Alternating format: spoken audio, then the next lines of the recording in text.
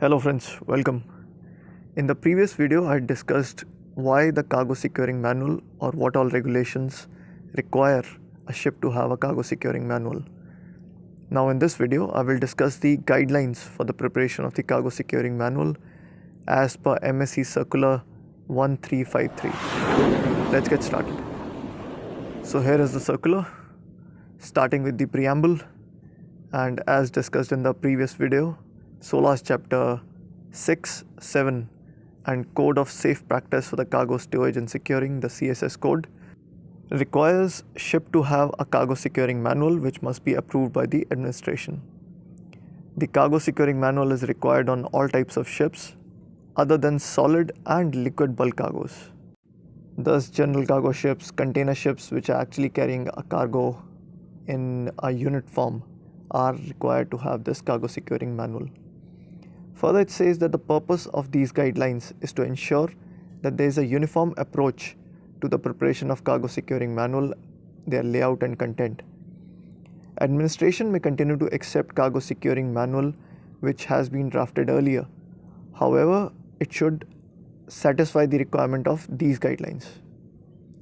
And if necessary, the previously existing manuals should be explicitly revised who are intending to carry the containers in a standardized system. Coming to chapter 1, which is as usual general, it talks about definitions. Cargo securing devices are basically all fixed or portable devices which are used to secure and support the cargo units.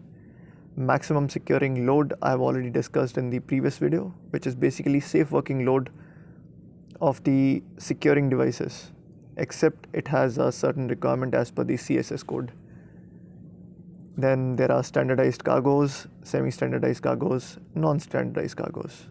For example, containers are standardized cargoes, so we can easily understand what are non-standardized or semi-standardized. Then we'll talk about the preparation of manual. It says that it should be in the working language, and if the working language is not English, French or Spanish, there should be a translation into one of these languages, which must be included. Then there is a disclaimer saying that whatever is provided in these guidelines does not rule out the principle of good seamanship. Then everything that is coming into this manual should be consistent with the requirement of vessel's trim, stability booklet, international load line certificate, hull strength loading manual, and if applicable, IMDG code. Further, when preparing the cargo securing manual, when forces are being considered, like transverse, longitudinal or vertical, then these forces must be calculated based on the worst adverse weather condition. Then it is important for the safety of the ship and protection of the cargo that the securing points which are used for cargo securing must be designated points with known properties. Then it talks about alternative cargo securing devices introduced should not have a strength which is less than the device which is being replaced. There should be sufficient quantity of reserve cargo securing devices on board the ship, and information on the strength and instructions for the use must be provided. And finally, cargo safe access plan is intended to provide a detailed information for persons who are engaged in the work connected with the cargo stowage and securing. After the first chapter general, the second is about securing devices and arrangement. This basically has about 3 parts: specification for fixed cargo securing devices, second part is specification for portable cargo securing devices, and part 3 is inspection and maintenance scheme. So as you can understand from the name itself, the specifications for the cargo securing devices. So if we think logically, what all must be made available related to the fixed cargo securing devices? There must be number, how many are there on board the ship, what is the location, what is the type, and as always, instead of safe working load, we'll have the MSL. In addition to this list, there should be a plan which should be drawn up, which will give you all the information related to name of the manufacturer, type, designation of item, with simple sketch for the ease of identification of the material, what is the material used for fabrication, identification marking, strength test result, result of non-destructive testing, and maximum securing load. This plan should include the location of the fixed securing devices, whether on bulkheads, web frames, decks, deck heads, wherever available on board the ship, including their maximum securing load. Then similarly, another list for the specifications for the portable cargo devices. There must be a list and plan available giving you the same information: name of the manufacturer, type designation of the item, their sketch, material, identification marking, strength test, MSL, etc. And any other material which is available on board the ship related to the cargo securing should be listed into this. Then finally, in the third part, inspection and maintenance scheme. First of all, it should be mentioned that master is responsible to ensure that regular maintenance is carried out, and maintenance normally is routine visual inspection and periodic examination and retesting as decided by the administration. Then coming to chapter 3, stowage and securing of non-standardized and semi-standardized cargo. Now, understanding it logically, I'm on a ship which is going to load some non-standardized and semi-standardized cargo. So first thing I'm going to refer is obviously cargo securing manual, and it should have the safety and handling instructions on how to secure and unsecure a unit from the ship. Then further information that I can find into this cargo securing manual is the obvious information which I need. What do I need? I need to find out how much force is going to act on this cargo unit, how I can calculate it. Is there any example available on how to calculate the forces? And once I know this much of forces are going to act on it, then I need to calculate how many devices, securing devices, do I need to use. And all this can be found in the cargo securing manual, chapter 3.2, for the evaluation of forces.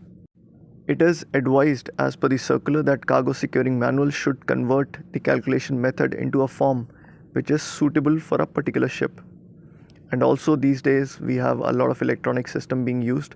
So electronic data processing or a use of a loading computer may be accepted as an alternative, provided that the system contains the same information as required by this circular.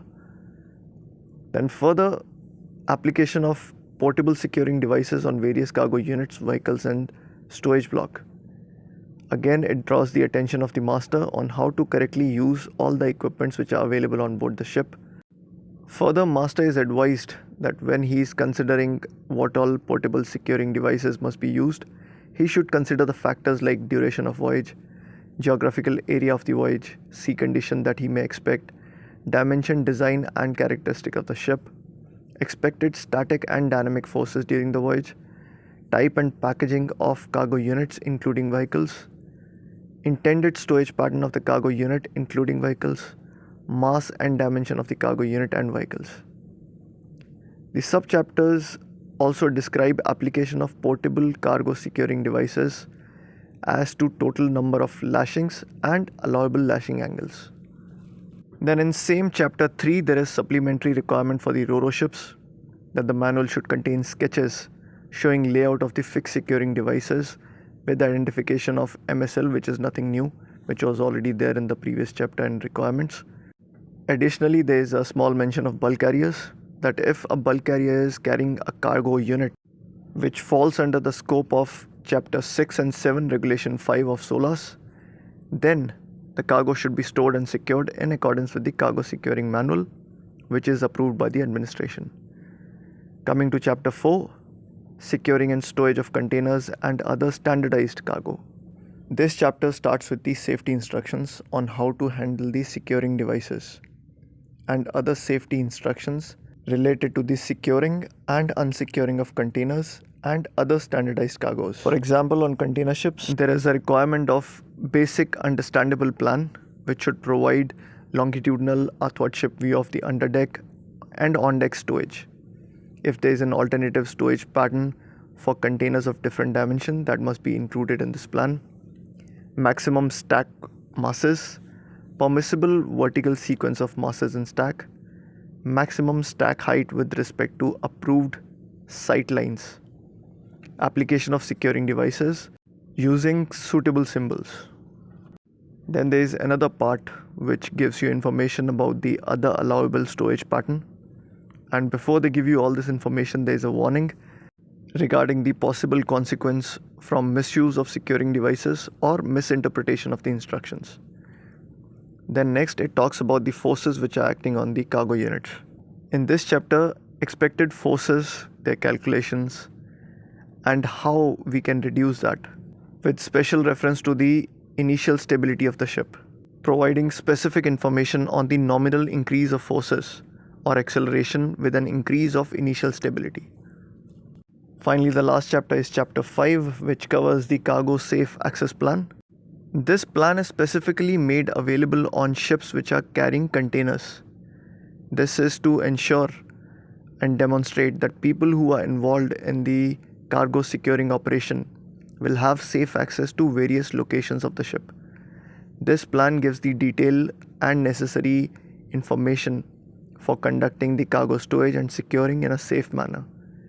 The plan includes all the areas to be worked by personnel, giving the details of the following: handrail, platforms, walkways, ladders, access covers, location of equipment storage facilities, lighting fixtures, container alignment on hatch cover pedestals, fitting for specialized containers such as reefer plugs, first aid stations, gangway, any other arrangement necessary for the provision of safe access.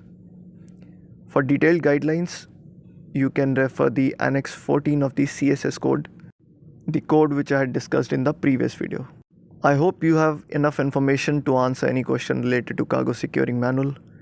Basically, you need to secure the cargo. For that, you need to understand what all equipments are available on board the ship, which are either fixed or portable.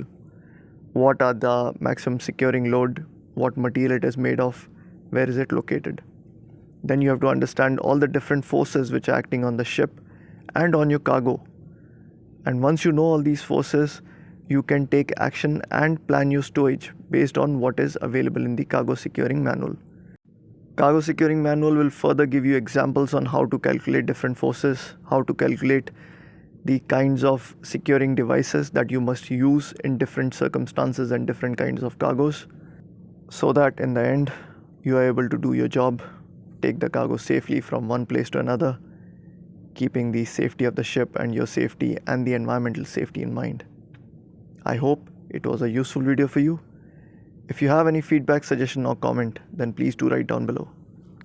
All the best for exams, and as always, thank you for watching.